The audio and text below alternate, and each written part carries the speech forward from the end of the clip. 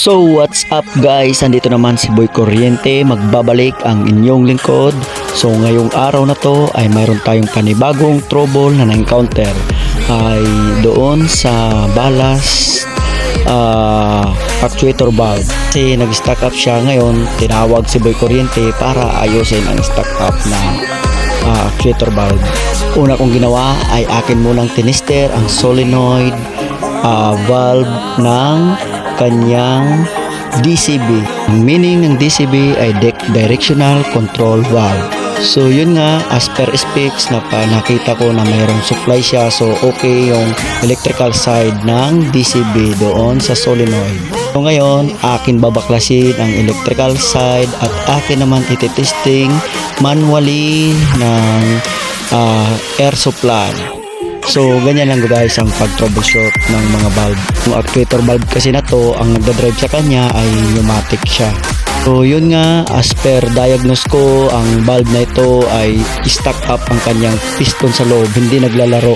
Kaya nagiging normally close lang siya, wala nang open. Siyempre, diskarte na agad yan ni Boy Kuryente. Ay overhaul kasi wala mang spare sa onboard. Check natin ang mga loob ng kanyang DCB. So ayan guys, kinuha ko ang solenoid 110 supply yan, okay yan. So ito na ngayon ang kanyang DCB. So guys, ang actuator valve, yan yung may kikita kayong dalawang butas, yan yung open and close nya. So inairahan ko yan, okay naman, at chinek ko yung handle nya, so okay naman. So ang problema lang talaga itong DCB nya. So kailangan natin overhaul, exercise natin ang mga piston, lagyan natin ng lubricant ang loob, at check natin ang mga o-ring. Sundan nyo lang guys, kay baka maka-encounter din kayo na kapareho ng DCB namin, ay makakatulong tong video na ito sa inyo. Ang naglalaro doon sa loob ng DCB, so yan, may mga o-ring yan, kailangan din yung palitan. Isa yan sa nag-stack up, at saka dapat linisin, lagyan ng lubricant ang loob para maglaro-laro siya guys. So ayan, malapit na tayong matapos. So pagkatapos ng ating overhauling ay atin nang isasampa. So ayan, nilinis muna namin, inairehan ang mga loob niya para walang dumi. Tapos exercise ang piston niya, ayan, na-exercise na namin. So pagkatapos niyan ay atin ang ibabalik ang mga spare parts. Ayan, yung tinuro ko niyan, dyan sumisingaw, yan yung relief valve niya.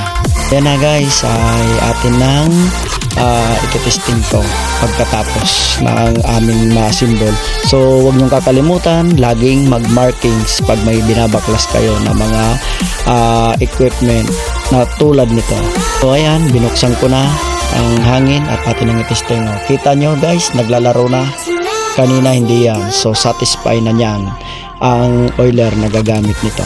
Hindi na siya magmamanual na ikutin ang actuator valve. Nesting ko ang open, ayan, okay na, at shut off. Ganun lang guys kada overhaul ng DCB. Thank you for watching. God bless.